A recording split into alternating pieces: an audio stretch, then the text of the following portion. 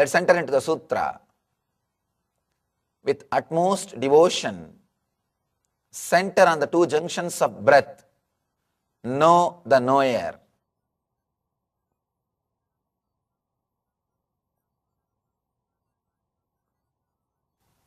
Shiva is the only master.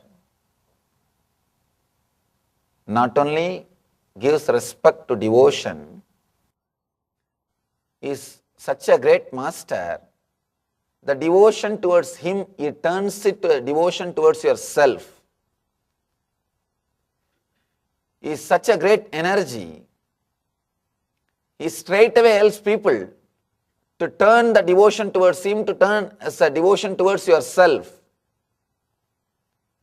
That is why Shiva Bhakti, the devotion towards Shiva, is very easy, and it is more oriented towards the spiritual experience and meditation. The more you start your journey towards Shiva, he will be again and again putting you back towards your energy. He will be turning you towards yourself.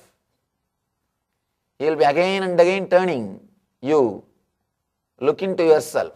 Look into yourself. He uses his form only to create inspiration in you.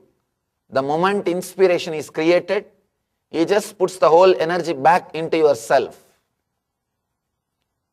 And Shiva is such a wonderful being. Throughout his teachings, he is completely accepting you as you are. He is turning the energy directly on yourself. That is why almost all Advaitins will be Shiva Bhaktas.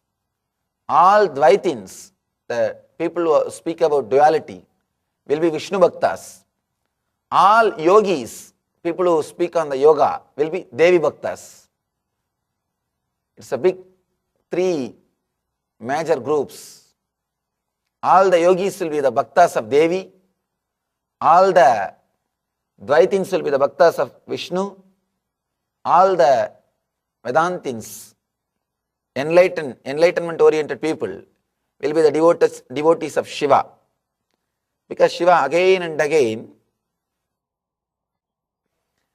teaches you, inspires you to enter into yourself.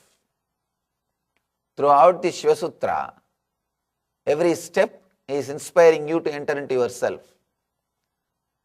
The bhakti towards the Shiva, the devotion towards Shiva, how it takes turn as devotion towards yourself, and how it leads you to knowing the knower, is this sutra. With utmost devotion, center on the two junctions of breath. Know the knower. Now you need to do two things. First, you need to have a deep devotion. One important thing, the devotion, as far as the devotion concerned, whether it is towards God or Guru or towards yourself, it liberates. You don't have to bother to whom you are devoted. The very quality of devotion is enough to liberate you. People come and ask me again and again, Swamiji, there are so many gods. So many God problems also solved practically now. The real problem in the modern day is so many gurus. So many gurus. What to do, Swamiji? How to choose? How to know whether somebody is enlightened or not? I tell them, never bother about that. There is no scale to measure whether somebody is enlightened or not.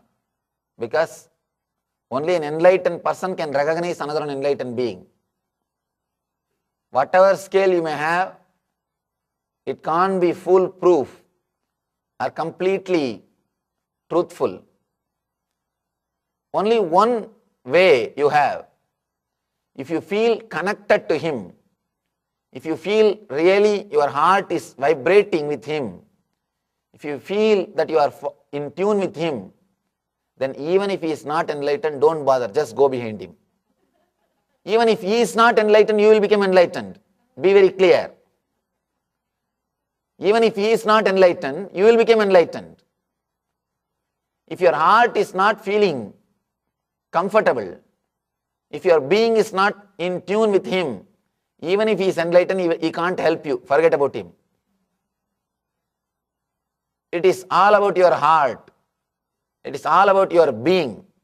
If you feel connected to Him, don't bother, just jump,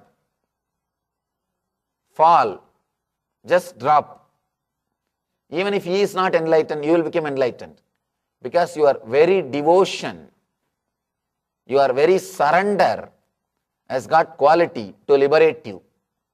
That very devotion, please be very clear, the sutra does not say with Shiva Bhakti, no. With utmost devotion, with pure devotion.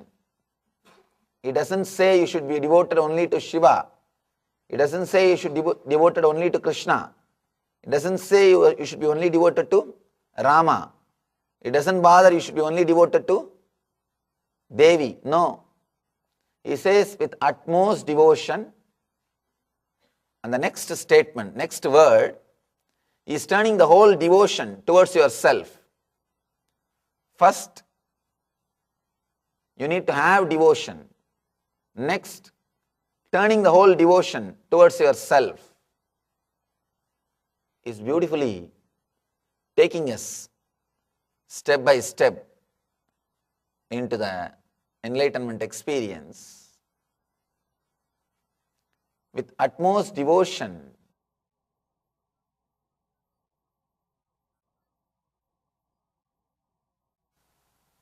let me tell a few things about this Shiva Bhakti, devotion towards Shiva, and how we can use that Shiva Bhakti, the devotion, as a jumping pad to the ultimate divine. As I was telling you this one example, even if the Guru is not enlightened, your very devotion can liberate you. Your very devotion can take you beyond everything. Because it is devotion, it is a quality of devotion that liberates. Not even the person to whom you are devoted. You can see Sri Ramakrishna. Literally he was devoted to a stone. To the stone. He was devoted to a stone. He has got a strong faith and devotion that it is Kali, it is Devi, it is Divine Mother. Even if it is a stone, when you are intensely devoted to it, it liberates you. He was liberated. He was completely liberated. And it is just shocking. He was completely, not only he was liberated, he liberated thousands of people. He helped and gave enlightenment to thousands of people. Vivekananda says beautifully, if we can produce one Ramakrishna, not one stone or one temple, have thousands of stones and temples. Be very clear. It is not to whom or to what you are devoted. The very devotion is the energy. The very devotion helps you to experience the truth.